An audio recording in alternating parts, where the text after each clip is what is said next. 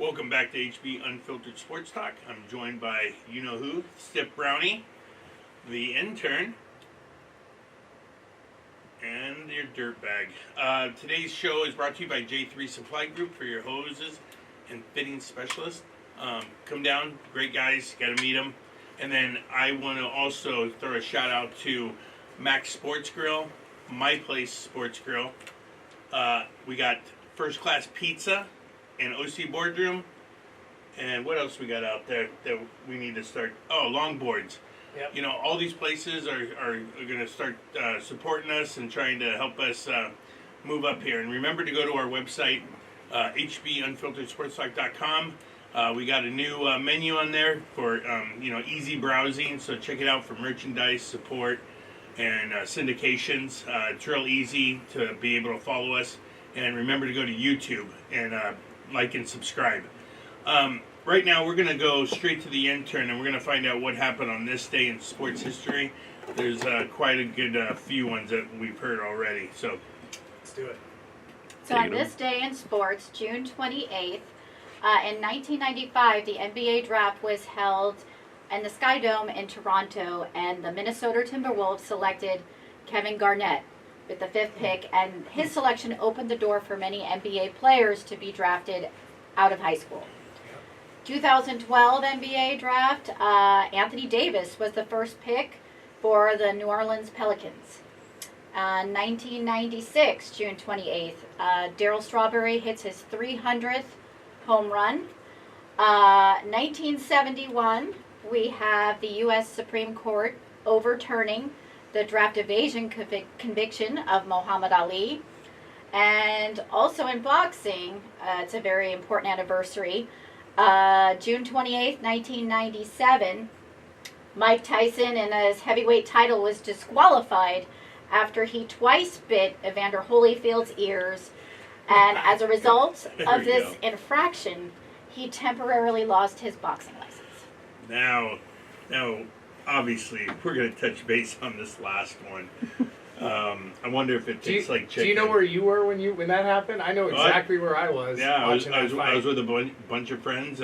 We got the pay-per-view, and everybody. It was like a potluck thing, but we were all standing watching, and we were wondering what is Evander doing, jumping around. And then when they showed his ear half bitten off. Oh God! Mills Lane was the ref in that one. Yeah. All I was thinking was, what does that taste like? Chicken? I mean, I have no idea. I've never bit somebody's ear off. Well, like a pig's ear. Maybe it's like a pork rind. Oh, disgusting. Anyways, can I give a shout out real quick? I want to wish Jason Haggerty a happy birthday. Today is his birthday. Oh. And he came from a town in Maryland, and he would not. He would be very disappointed in me if I did not mention his childhood idol, Len Bias. Oh man, I love Len Bias. And if you get a chance, get 30 on 30 without bias. Watch that. It's pretty amazing. Guy was a first round pick, 2nd overall to the Boston Celtics, and ends up dying from cocaine. He has a. I remember I was allergic reaction to it. I was 12 years old, and I knew he went to Boston. Who when you grow up in a Laker family, you start hating the Celtics immediately right away. Yeah. But I even cried on that one. It was just a sad story. The guy's a millionaire, and all of a sudden tries coke for the first time with friends, allegedly, and overdoses on his first time. Asthma has cardiac asthma attack or whatnot, and yeah. But anyways, Jason, happy birthday. Happy birthday, Jay. Yep. All right. What else are we going to talk about here? We could start off with let's start off with Rocket Mortgage real quick, this tournament that's coming up. Yeah, let's get your picks on this, because this obviously the purse is much smaller, the field's much smaller. Yes. There's not as many superstars like we discussed earlier. So who do you like? He's playing strong, and obviously he's the host. The camera will be on him 24/7. I hope and pray that Ricky Fowler can win this one. He has been playing well. It's a lesser field. He's not going up against 20 other people that are ranked higher than him. So I think Ricky Fowler is obviously a good pick. I do. He's plus 1,400 right now. Okay, and I like Justin Sue, however you say it. He's plus. S-U-H. Yeah, he's plus 6,000 right now. Okay, he's been playing solid golf, and now that it's a lesser field, he'll have an excellent chance. And then I'm going with Reeve.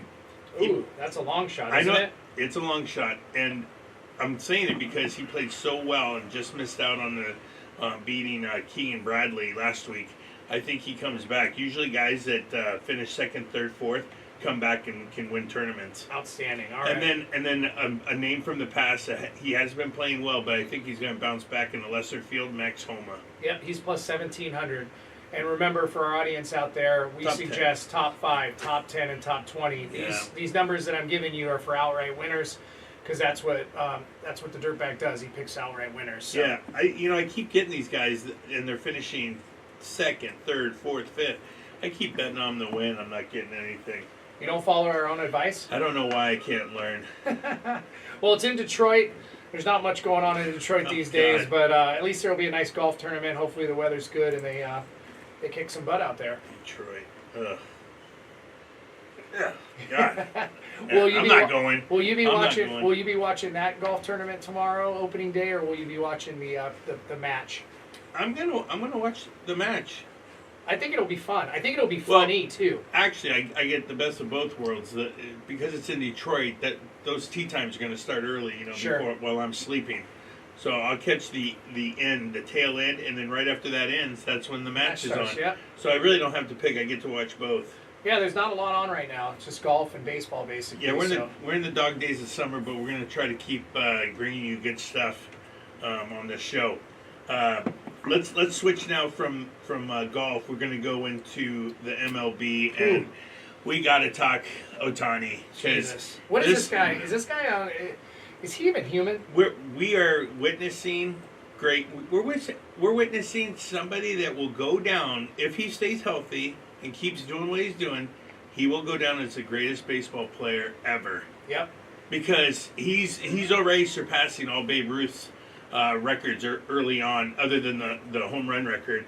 He is just phenomenal on the mound. Yeah, timeline wise, he's way ahead of the curve right now. Yeah. So if he just continues to do what he's doing. So during the break, we were talking about him winning the MVP. Right now, it's minus 750 to win $100. So, yep. which is a great bet. But here's where it gets interesting.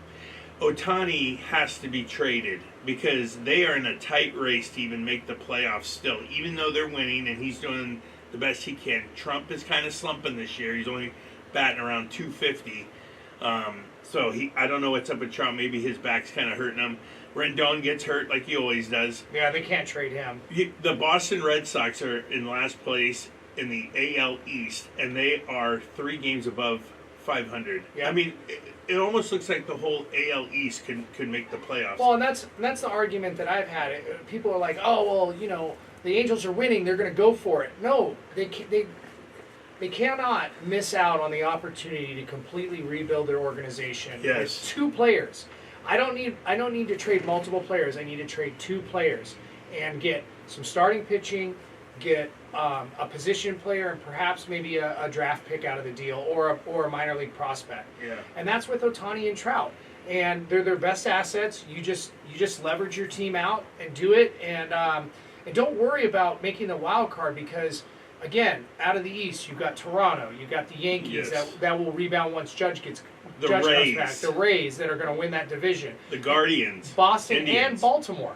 Yes. Baltimore is relevant now. Yes, Baltimore is excellent. In the West, you've got to overcome Texas, who's on fire, and Houston, who's always there when it comes down to the wire. So, if I'm the Angels and I look at that, Yeah. I trade him to the Dodgers as fast as I humanly possibly can. You can get 5 good players. What cannot happen?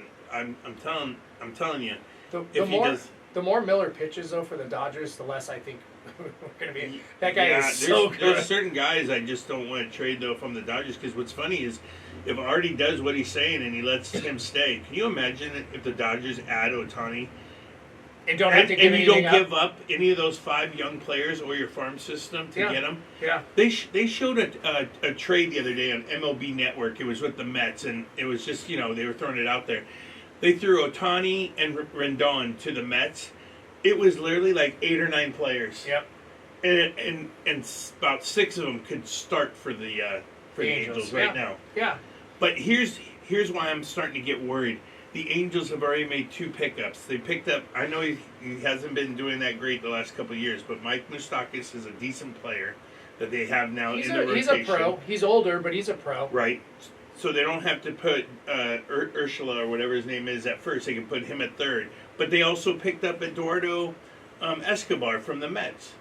Yeah, I don't know what they were doing with that. So it looks like they're trying to make a run. They're adding players instead of trading players. So I don't know. I'm starting to think he's not going to trade Ohtani. But let's go back to if he trades him, is he going to be the MVP? Well, I took Ohtani at the beginning of the year to win the AL MVP because I truly think there's not a better position player / pitcher, period, right, on the planet. So, and it's a very easy pick. I think I got it at like plus 190, which is like nothing for an MVP, like futures bet, you know. Yeah. But and now it's minus 750. But I'm curious, what happens if he gets traded to a National League team? I know that anytime a player does get traded, their stats start over in the National League. So, like, a pitcher will be 0-0, even though they've already pitched a bunch of games in the American League. So, Ohtani's stats will go back to 0. Yes, they will stand in the AL, but he will have 0 stats going into the NL.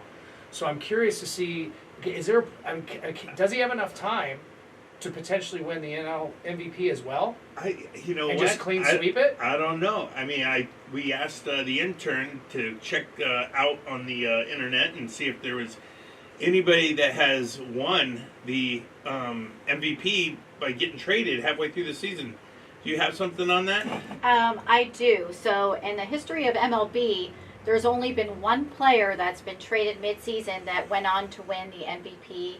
I'm sorry, there's been no players that have been traded midseason that went on to win the MVP. But the closest was in 1984, Rick Sutcliffe, when he was traded from the Indians to the Cubs, and he won the Cy Young Award. See, now this is interesting because it's minus 750. I want to tell the viewers, like, put the money. If you got, he's going to win it if he's if you got healthy. $5,000, you're gonna make some money. Yeah, But here, this is the problem. One, you never know if he gets injured. God forbid, that can happen. And the other thing is, because he also pitches, that's why, like, his arm can give out or something. But the other thing is, what if he does get traded? Now your bet is in danger. It's in danger for sure. When we started discussing this, I was like, oh man, I should have had the foresight to think, like, there's a really good chance Ohtani gets traded this season. Maybe this is not the right bet. Futures bet I should have taken. Yeah. Ohtani is like, every day when I watch his games, he's breaking records like every day, whatever it is. First time this has happened. Could he possibly, if he got traded halfway through July to the Dodgers, could he go on a run in the NL for 2.5 months and win the AL MVP and the NL MVP? I think he could. I think he's got a legitimate shot. The reason I say that is because of 2 reasons. One, the Dodgers are stacked. So when he goes out there to pitch, he gets 0 run support when he pitches for the Angels, I should say. 0. He literally, they don't score any runs. So he has to win games like 1-0, 2-1, something in that ballpark. He's going to get tons of run support with the Dodgers. The other thing that I like is he's going to be, right now, I don't know if you've noticed, but they had Ohtani protecting Trout. So Trout was hitting in, I think, either the leadoff or the 2-hole, and they flip-flopped him because Ohtani's on fire and Trout isn't. Correct. So that being said, they want Ohtani on base, therefore Trout sees more fastballs, in theory. Yeah. Can you imagine Freddie Freeman, who just got his 2000th hit, is the guy behind you, and then and Mookie Betts is in front of you? Ohtani, Freeman, come on, Max Muncy. Oh, I mean, all you're seeing is beautiful pitches across the plate that you can hammer. Mookie, make some bets. Yeah, we're gonna give them all nicknames. I mean, that lineup can be absolutely. Murder's Row. I really hope the GM, Artie Moreno, is great for a lot of reasons Yeah. for what he's done with the Angels and the marketing and all the genius behind that. But he's also his own worst enemy. He reminds me of Al Davis of the Raiders. Yes. Like he Yes. can't get out of his own way, and his ego Yes. can't get out of its own way. Yes, So that's a so good comparison. Do I see Artie like just not making a move? Totally. Yeah. Because he really probably believes this is the best team he's ever going to have a shot at making the World Series or doing whatever with. Yeah. And it just simply isn't the case. Just look at the other teams that are around you that you're having to compete against just to get a wild card spot. You're not winning the West. Yeah. And you know Trout loves playing here, doesn't want to be traded. Who said that? What? Did Trout? Trout doesn't want to be traded, but in the end, I would trade him too. But Absolutely. I want to get back to what is he going to feel like if Ohtani does get traded? He'll feel totally betrayed by Artie Moreno going, you said you wanted to build around me, that's why I play here, that's why I signed. But if I'm Artie, I turn to him and say, dude, I just got you 3 pitchers back, plus an outfielder, plus maybe perhaps a catcher down in. They get the catcher in their minor league system. I don't know. There's a lot. The Dodgers have a ton of assets. You know, like we were talking about, the Dodgers have this one guy, Cervantes. It's like the 14th overall prospect in MLB, and they could trade him. But the Angels actually have 3 decent catchers. Trade him. So what they should do is package like Hoppy or Stassi or Theus or whatever to the Dodgers with Ohtani. Anyways, it's going to be interesting. We'll keep talking about it because that's all there is out there. Dog days of summer. All right. Thanks.